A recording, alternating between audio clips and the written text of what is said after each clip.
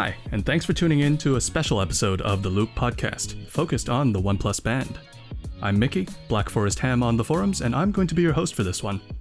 I've got two fellow Writers Club members with me here. Let's have a quick roll call, guys. Hello everyone, this is Siddesh. You may also know me as Razor228 on the forums. Hi guys, my name is Akash and I am known as Batman360 on the forum. Great. So to preface all of this, all three of us are part of the accessory testers group, and we've had some time to use and test the band, as well as submit bug reports and feedback. Guys, I'd like to know what your experiences were like with the band. So Akash, why don't you walk me through a normal day with the band for you? Feel free to go into as much detail as you want. So first of all, when I wake up, I wear the band and I go to shower, and when I like to listen to music when I'm showering. So I control the play and pause functionality from the band and skip the songs from the inside the shower, so I don't have to come outside and grab my phone to change or script the track. So that's good. Then after that, I try and meditate at sometimes like 5 to 10 minutes. So there's a breathe functionality in this band, which is pretty useful. It is like a simple Zen mode.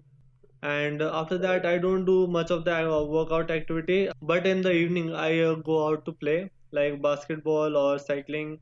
So I turn on the tracker and I just go ahead. But the basketball option is not available. So I just select free training or fat burn, so that it tracks the statistics accordingly. While testing the band, actually I slept with the band like for 2 or 3 days, and it tracked my activity, sleeping activity really good. There was nothing like a buggy sort of experience, but it was a really good experience. Yeah, that's great. Siddesh, what does a day with the band look like for you? Okay, I usually have my band almost 24 hours a day. Oh, so you do all the sleep tracking and the whole deal, huh? Yes, I prefer having it track my sleep and everything, so that I know I get a rough understanding at what time I wake up and everything. And one of the features that I liked in the OnePlus band is the alarm functionality. So I'm quite used to setting up alarms and getting up on time. And earlier I used to set up alarms on my phone, and what used to happen is because of the loud noise, everyone in my house used to get up and they used to know that my alarm is ringing. Sometimes I skip through the alarm and I sleep through it. Okay, so that's when the alarm goes on and I forget if there's any alarm. Okay, because I do not usually get to know that it's ringing. But with the band, it's right on my wrist and it vibrates. Okay, so I very quickly know that something is going on and I need to wake up. Okay, that's a very good sort of thing that I get up to in the morning, and it works very well. And with a alarm clock on my device, I used to skip through the times, and I used to forget that I have to wake up at this time. But with the watch on my hand, now I usually wake up right on time when the alarm is set, and then I start with going for a short walk for 30 minutes or so. And then usually I try to do some workout, and then sometimes if I have some time before I start my work, I go for a short cycling ride also. That's how usually my day goes. And then I also wear the band throughout the day, so I get reminders to get up, do some stretching in between. If I've been sitting for a lot of time on the chair, I get up, do some bit of stretching, and then get back to work. Wow, so you guys definitely lead fairly active lifestyles. For me, I wake up in the morning to an alarm I've set on the band, and I totally agree with you, Siddesh. I found somehow a vibration on the wrist is much more effective at getting me to wake up than even a phone speaker at full blast. And then I get a look at the sleep tracking on the app. Somehow it feels quite rewarding to see that sleep quality score rise, almost like gamifying sleep. Anyways, after that, I track my workout, and although I'm not really watching my weight, I think the duration, heart rate, and calories burned are a good indicator of how hard I'm actually working, or rather if I'm slacking off. Throughout the day, you're right, it's pretty passive and decently functional as a watch, although I think the reminder to get up every hour is a very nice touch, especially when days are spent at the desk meeting and working online like we are now, I guess. So let's talk about the design. Personally, I think it's sleek, and the little ridges echo the design of the bumper case edges of the OnePlus 8 series. Do you guys like the look of the band and the hardware itself, or would you have preferred a different direction in the industrial design? I prefer the design. You know, uh, I do not have very large wrists also. The honor band, it kind of the display kind of wraps around my wrist. Okay, so it gives it a look that the display is quite larger than it actually is. Well, with the OnePlus band, it has a short display. You do not have a home button or such. That's present on the Mi band or also on the Honor band. It gives a quite smaller look, but the display seems fairly large enough. And one of the things that I do not like in the design per se would be the charging mechanism. Yeah, absolutely. I'd agree with you there. Yeah, the charging mechanism is quite fiddly. I find it, uncomfortable, to remove the device to charge it. And it's quite difficult to pull the device out of the charging mechanism as well. Since I have the Honor band, I have a sort of a comparison. The Honor band does not have a charging mechanism which wants you to remove the whole body of it, but that's what it is. This is a first attempt, so maybe you can give it a pass. But I feel, with the competitors improving their charging mechanism, OnePlus should have done something, take a learning from them and incorporated something which with a magnetic connector. Yeah, that would have simplified things a lot. What are your thoughts, Akesh? So yeah, first of all, the thing people will notice in this band is the bezel. So when I opened the box and took out the band, I saw this huge, massive box thing like inside the band, which was actually the screen, and the rest was the bezels. So the bezel thing is a negative point for me. And if you see MI band 5 or any other band which doesn't have much of a bezel, they seem pretty nice. Like if they have AMOLED display, and also they are bigger in size. So it's pretty cool to look at, and the readability is very good. But in this case, OnePlus is marketing like they are showing photos in a black background, so the bezels aren't pretty visible to them. When you see it in a white background, the display is really small. But I like that it has this AMOLED display, so it is quite bright at in the outside environment. So display visibility wise, I don't have any problem. But yeah, readability wise, I have the problem in this one.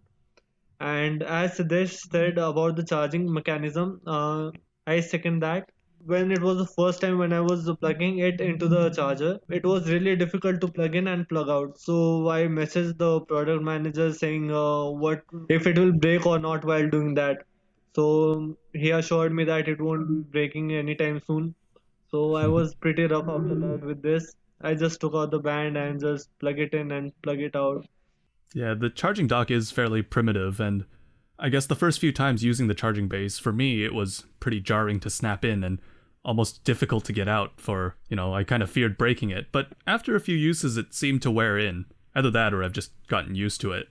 Anyways, let's talk about battery life and charging speed. So, having originally boasted a 2-week battery life, though I'm sure on fairly conservative settings, I'm interested to know what mileage you guys are getting and on what settings. Yeah. If if you guys are using the band with nothing on, like no heart tracking on, no SpO2 level tracking on, then you might get an average battery life of 10 to 11 days.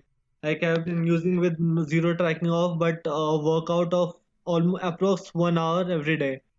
But if you turn on the SpO2 level tracking while sleeping, and also the heart rate tracking to set to every 6 minutes, so that might drain the battery in approx 5 to 6 days. So it doesn't last that long if all the trackings are on. So but the band charges in like 1 hour or so, even less than 1 hour sometimes. So that's pretty good that you have 6 days of battery life and just 1 hour of full charge. Yeah, that's great. Well, how are you faring with your band, Sidesh? Yeah. So I particularly go with everything on, and as you know, I wear my watch 24 hours a day, almost 24 hours a day. So I'm averaging somewhere between around 9 to 10 days with the heart rate tracking on for every 6 minutes, and usually my SpO2 tracking is off, and I think that's decent battery life for something like that. But the Mi Band and other competitors, they have a fairly a better battery life. My Honor Band 5, gives me a better battery life, but and there's not much to do with the Honor Band. So the tracking and everything is quite similar, but I think for someone else, you can get in more battery life if tweak the settings. And so personally, I prefer having devices with more battery life, because that's the one of the main reasons that I used to find it difficult. While I was having a smartwatch, that I needed to charge it every 2 days or so. But there was one thing that I particularly liked about the Huawei watch is it had a watch only mode, which made it basically like a fitness tracker. That it allowed me to track my steps and display time. So with that, I used to get around 14 to 15 days of battery life with just a fitness tracker kind of functionality. Wow. Well, that's better than I'm getting for sure. I think I've been using the watch on max settings pretty much, and I remember having to charge it every, I guess, 4 to 6 days or so. However, I don't find that to be too big of a deal. Coming from wearing normal watches habitually, it seems to be far less of a hassle than putting it on and taking it off daily. Of course, you're right, Sidesh. It's not the best showing compared to other smart bands on the market. So let's move on. I think you're both familiar with the functionality of the band and how it's come a long way since the early testings. Are there any issues you're still encountering with the band, or any improvements you'd still like to see? Right now, if I tell you the bugs of this band, there are some bugs like if you start the workout, sometimes the band lags. Actually, the screen goes black, and after 1 to 2 minutes, it again resumes from the same point. But this is like just 10 to 20% of the time, but rest of the time it's fine. The interface is a bit laggy in between. Like when the charge is around 15 to 20% of the band, the interface get a little laggy. But when once you charge it, it is as crisp as possible. And sleep tracking has some issues, but I guess it will be fixed in the future updates. Yeah, let's hope these bugs get ironed out for sure. Any thoughts, Sidish? So earlier, sleep tracking was kind of non-existent kind of thing. Uh, you know, it used to work. It was kind of a hit and miss thing. Okay, it used to work sometimes, and sometimes it didn't used to work. Okay, I had a lot of issues with it earlier. It never went past the 60th minute mark for me. Sometimes, it never recorded that I slept. So It's like you were abducted during sleep. yes, and kind of there was irregularities in it. Every 2 or 3 minutes or so, the band used to cut off, and it does not used to, recognize that I was sleeping. I don't know if it's just me that I used to move around in sleep while sleeping, but later on that I recognized that it's just the band. There was something faulty in it with the sleep tracking and everything. And later on I also found out that my I used to wear my band a bit looser. Okay, so that because of which the heart rate tracking used to stop in between, and the contact was lost, because of which sleep tracking was not so accurate for me. uh, I switched the way how I wear the band. I turned the tracker upside down and tying the strap in a different way than I used to, and it's been quite good after since I'd done that. And maybe it's because of the OTA also update that came in right after I made the switch. Things have ironed out, and I can see that sleep tracking is pretty much accurate right now. Oh, that's great to hear. So, to address the elephant in the room, moving on, there's quite a bit of negativity floating around the fact that it's borrowed hardware from the Oppo band. But hear me out, I don't think that's necessarily a bad thing. So, the hardware is already great for its price, and I think the bigger picture here is that with this move, it's a budget friendly and low risk foray into a broader OnePlus ecosystem of sorts, and a step in the right direction. Any opinions on using Oppo hardware, Sidesh? Yeah, I kind of do not have any issues with using a rebranded product also, because I know this is just OnePlus testing waters with a fitness tracker, gauging how the demand is for a particular fitness tracker. If going forward, if they want to invest money in research and development to produce another fitness tracker, to go ahead and compete with the top fitness trackers like Fitbit, Garmin, and etc. they need to first gauge how the audience is reacting to their first product in it. Yeah, absolutely. What are your thoughts, Akash? Would you have preferred a completely homegrown OnePlus product instead, or do you like the way it is currently? If you want to hear my opinion, I don't think they should have launched the band at all. They should have directly gone through to the watch, because the band market is really huge right now, and MI is far ahead of OnePlus. Also, Realme is getting like neck to neck, trying to get neck to neck to MI. There are Huami bands and all, but yeah, I don't think OnePlus should have introduced its band to the market, as right now there is a whole lot of negative wave. Like it's not a OnePlus band, it's like Oppo band, or the app does not feel OnePlusy. It feels like a Color OS app, and many more things. Like it truly does not feel like a OnePlus product, and I still stand by my case that it shouldn't have OnePlus shouldn't have launched its OnePlus band and directly moved to the watch. Yeah, I totally understand your perspective, and I'm sure a lot of community members agree. But what I think is somewhat overlooked is the effort that's gone into localization. I'm sure you both remember the very haphazard early versions of the app with broken translations that would have otherwise been unsuitable for an English speaking audience. With the release of the OnePlus Band, I think it's effectively just brought a China only product worldwide. So, I think we've covered a lot about the band as it is right now, but I remember seeing not only bug reports, but plenty of feature and design requests in the accessory testers chat. So, let's sum that up. What would you like to see most in the next generation of the OnePlus Band?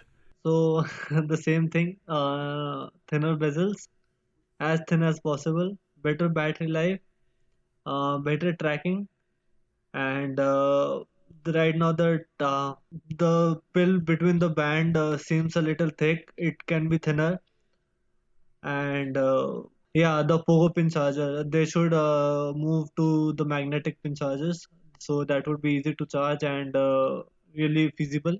More workout features would be really good. Like they are right now 13, but like basketball, cricket are not included as much. But yeah, these are my few of the changes that I would like to see in the second generation.